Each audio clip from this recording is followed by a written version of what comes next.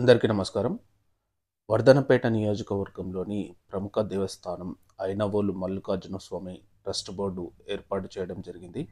దాదాపు 15 మంది ధర్మకర్తలతో ఈ ట్రస్ట్ బోర్డు ఏర్పాటు చేయడం జరిగింది.